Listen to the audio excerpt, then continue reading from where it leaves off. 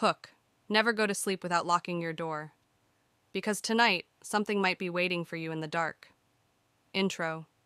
It's late. The kind of late where every little creak in the floorboard sounds 10 times louder, where the silence outside feels a bit too thick, like it's hiding something just out of reach. We all know that feeling.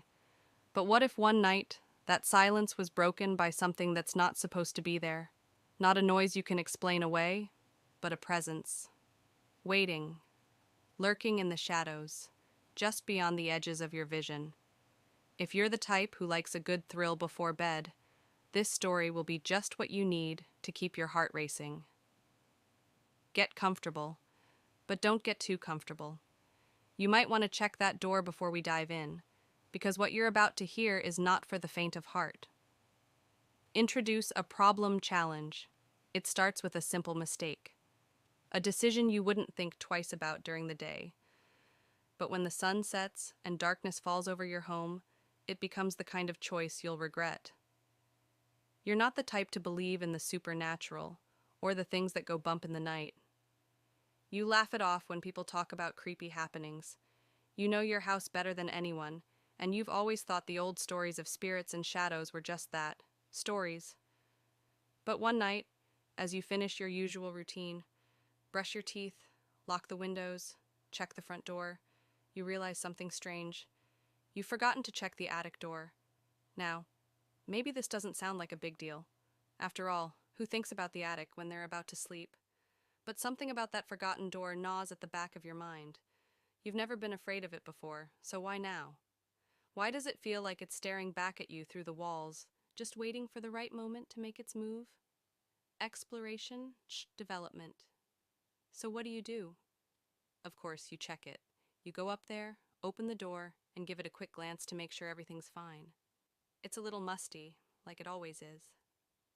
You tell yourself it's just your imagination. Nothing unusual. Maybe the floorboards creak a little too loudly, but there's nothing else. Nothing at all. You close the door, lock it behind you, and head back to bed, feeling foolish for even worrying in the first place. But that's where the problem starts.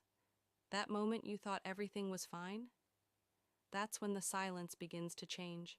The kind of silence that feels off. Something isn't right. You can't shake the feeling that something's watching you. And the worst part? It's not just in your head.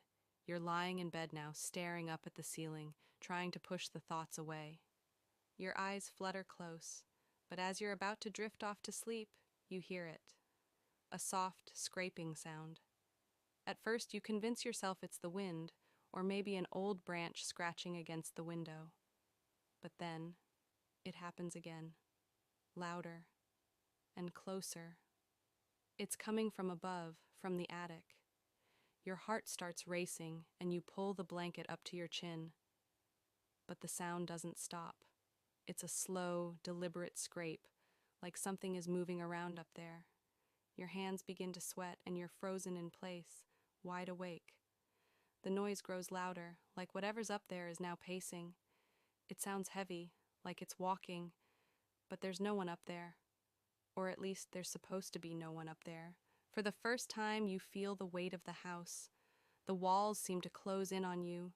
You've never noticed how alive the house feels before, how every floorboard, every wall creaks and moans, like it's whispering something just out of reach. You try to shake it off, telling yourself it's just the house settling. But this isn't like anything you've heard before. You sit up in bed, straining to hear. The scraping stops suddenly, and you wonder if it was your imagination after all. But before you can even begin to relax, a new sound fills the air, a slow, deliberate tapping. At first it's faint, like a distant knock on the door, but then it gets closer. The tapping moves across the ceiling. You can feel it in your bones, each tap reverberating through your body. You try to get up, but your legs won't move. It's like something's holding you down, keeping you trapped in place. Your heart is pounding in your chest, the tapping now coming from directly above you. It's not just a knock anymore, it's a rhythmic beat, one that you can't ignore. Every tap seems to make the air feel thicker, heavier. Finally, you manage to stand up, heart racing, sweat dripping down your back. You grab the nearest flashlight and make your way to the attic door, but as you reach for the knob, you freeze. The door isn't locked anymore. Climax touch key moment. Your stomach drops. The door is wide open. You didn't open it, but it's open now. The attic is no longer a forgotten space, sealed off from the world. It's an invitation. And you have. Your stomach drops. The door is wide open. You didn't open it, but it's open now. The attic is no longer a forgotten space, sealed off from the world. It's an invitation. And you have no choice but to answer it. The tapping continues, faster now, almost desperate. You step forward, your breath shallow, hands trembling as you shine the flashlight into the darkness above. But the beam of light doesn't reveal anything. The attic seems to stretch on forever, an endless void. You step back, but the door swings wide open as if urging you in. Something isn't right. You can feel it in your gut, a sense of dread that claws at your insides. There's a presence in that attic, and it knows you're there. As you reach out for the door, the flashlight flickers, casting shadows all around you.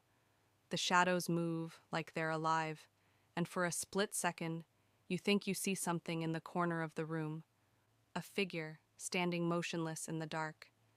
Its eyes are wide, unblinking, staring right through you. You gasp, stumbling back, but the figure doesn't move. It just stands there, waiting. And then, in a voice that sounds both distant and close at once, you hear it. "Let me out." The voice is hoarse, strained, like it hasn't been used in years. But it's there, it's real, and it's calling to you. Conclusion, summary. You slam the door shut, lock it again, and run back to your bed, your heart hammering in your chest. But no matter how hard you try, you can't shake the image of the figure in the attic. You can't forget the voice, begging for release. It echoes in your mind, louder and louder until you can't tell where the dream ends and the reality begins. You lie there in the dark, eyes wide open, every sound amplified in the silence. You check the clock. It's past 3 a.m, and everything's still quiet. The kind of quiet that feels wrong. But then, just before your eyes close, you hear it again. A faint scraping from above. Call to action. If you want more stories that will keep you up at night, don't forget to subscribe. If you want more stories that will keep you up at night, don't forget to subscribe.